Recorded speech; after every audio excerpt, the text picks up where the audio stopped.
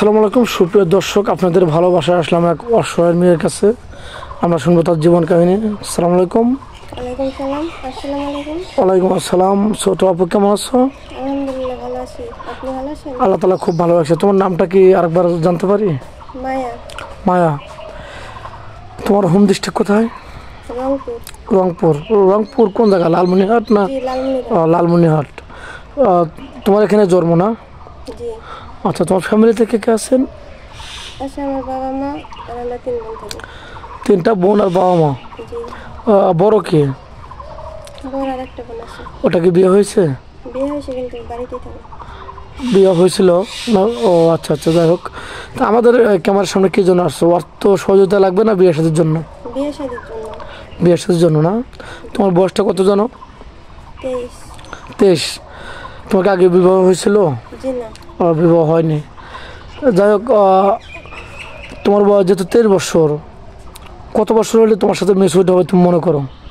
বয়স কোনো ব্যাপার না, বয়সের সাথে সাথে না, সে আমার পাশে থাকলে হবে। বুঝতে পারছো? মানে তোমার কাছে বয়স নাথিং, তার মনটা ভালো হতে হবে নাকি? সে যদি রিক্সাওয়ালা হয়, সমস্যা নেই। একদম কালো হয়, তোমার কোনো আপত্তি নেই? জি না, ওগুলোতে কোনো আপত্তি নেই। আচ্ছা, তোমার অনেক প্রবাসী ভাই আছে, তার ওয়াইফ সর্বশান্ত করে দিছে, তার যাওয়ার মতো জায়গা নেই, তার জায়গা জমি সব নিয়ে নিছে সে, ওয়াইফ নিয়ে তাকে সর্বশান্ত করে দিছে, তোমাকে নিয়ে তোমার বাড়িতে রাখতে চায়, তাহলে কি তোমার বাড়িতে ও বাড়ি করার মতো কোনো অ্যাবিলিটি আছে?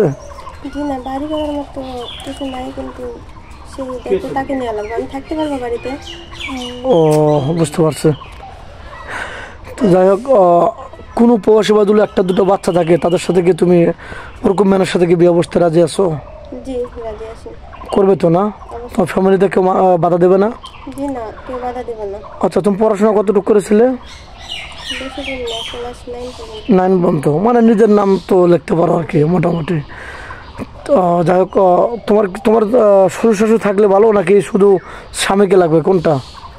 সমস্যা নাই, দুটাই আমি ম্যানেজ করে নিতে পারবো। তোমার পুরো ফ্যামিলি চাই নাকি? বাপ মার মতো আগলে ধরে রাখবে? সত্যি বলছো তো না মিথ্যাটা বলছো? না, সত্যি বলতেছি। না, মানুষজন অসহায়, তো অনেক মিথ্যা কথার আশ্রয় নেয়, তুমি তো এরকমটা করবে না। জি না। যাই হোক, তুমি রান্না বাড়া ভালোবাসো? রান্না বাড়া করতে পারো? জি, পারি মোটামুটি। মোটামুটি পারো। তুমি কী খেতে ভালোবাসো? আসলে ফুচকা না চটপটি না ডাউল ভাত না ঝালমুড়ি? ডাউল ভাতে খুশি, গরিব মানুষ।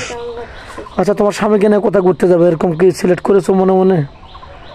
আসলে ভাগ্যে কি আছে সেটা তো বলতে পারবো না।